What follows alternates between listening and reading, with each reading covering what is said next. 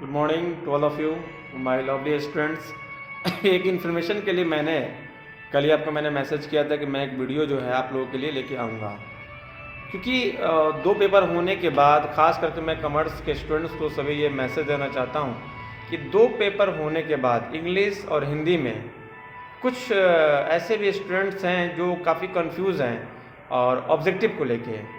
मुझे ये भी पता चला है कि कुछ लोगों ने 100 ऑब्जेक्टिव जो है शायद रंग दिया, ऐसा कुछ इन्फॉर्मेशन है। कुछ लोगों ने 60 रंग दिया।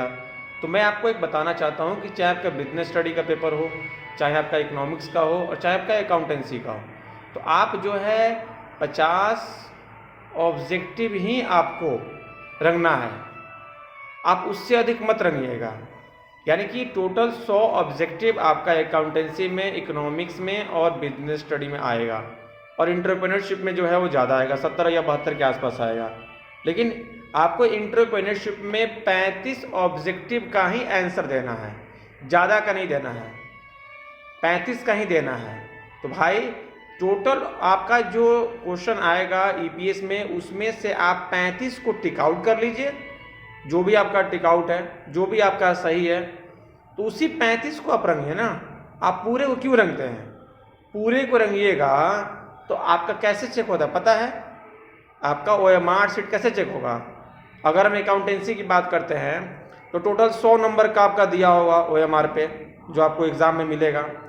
आपको 50 ही भरना है, 100 नहीं करना है। कुछ लड़के ये सोचते हैं कि 100 हम भर देंगे तो हमारा जो है कि उसमें से जो सही होगा वो कर लेगा। नहीं, वैसे नहीं होता है। 1 से 50 तक ही, ध्यान दीजिएगा, 1 से 50 तक ही जो है आपका चेक होगा। 51 से लेकर 100 तक का जो ओएमआर है वो चेक नहीं होता है। तो आपका ये जिम्मेवारी बनती है कि आप 1 से 50 तक का ही जो है ऑब्जेक्टिव आप भरिएगा। मैंने कि आपको 50 ऑब्जेक्टिव ही है रंगना है। अब चाहे वो सीरियल नंबर 1 से लेके 100 तक हो, उसके बीच में 50 क्वेश्चन हो, या स्टार्टिंग से लेके 1 से लेके 50 तक का जो है आपको 1 से 50 तक अगर सारा प्रयास का प्रयास आ गया है तो आप वही रख दीजिए। नहीं तो आप 1 से लेके 100 तक का जो आपका सीरियल नंबर है, 100 ऑब्जेक्टिव है, तो 100 ऑब्जेक्टिव को 100 नहीं रखना है। 100 में से 50 जो है आपको सही लगता है, जो आपको याद है, जो आपका सही है, उसी सही को आप रंगिए ना। पूरे को मत रंगिएगा, 100 का 100 को आप मत रंगिएगा। ये बात समझ में आ गई?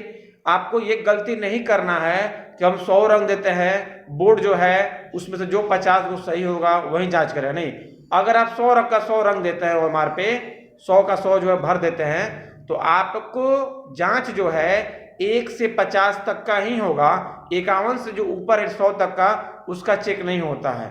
इस भ्रम में मत रहिएगा कि 100 को भर रंग देंगे तो 50 को जो सही होगा वही बोर्ड जांच करेगा। नहीं, बोर्ड को 50 ओएमआर को जांच करना है। तो अगर आप 100 भरते हैं तो 1 से 50 तक ही जांच करेगा, तो आपका फिर दिक्कत हो जाएगा। इसलिए मैं कह रहा हूँ कि 1 से 100 तक का जो ऑब्जेक्टिव है नंबर पे, सीरियल नंबर पे, उसमें से 50 का ही आंसर आपको देना है। तो आप 50 का ही आंसर आप दीजिएगा, चाहे वो 1 से लेकर 100 के बीच में कहीं भी हो। जो सही होगा उसी को आप भरिएगा। 50 से अधिक आपको ओएमआर शीट पे नहीं करना, यानी कि 50 क्वेश्चन का ही आंसर आपको जो है वो देना है। समझ चुके हैं? अब मैं सेकंड बात करता हूँ शॉर्ट क्वेश्चन को लेकर, लॉन्ग क्वेश्चन को लेकर। शॉर्ट क्वेश्चन में जितना पूछा गया है आप उतना ही का आंसर दीजिए, आप ज़्यादा का आंसर नहीं दीजिएगा। मैंने बताया था डिज़ाइन करने के लिए, ब्लैक पेन का यूज़ करने के लिए, सुंदर सुंदर राइटिंग में आप उसको बना के लिखिएगा। ठीक है? अच्छे से अच्छे शब्दों में प्रयास कीजिएगा। जो आपको सबसे पहले जो सही है, जो आपको याद है, जो बेहतर ढंग से आपको याद है, आप उन्हीं क्वेश्चंस को जो है आप लिखिएगा पहले शॉर्ट क्वेश्चन में। लॉन्ग क्वेश्चन में भी पहले जो आपको सही होगा, जो आपको याद होगा बढ़िया ढंग से, अच्छे ढंग से, उसी को लिखिएगा।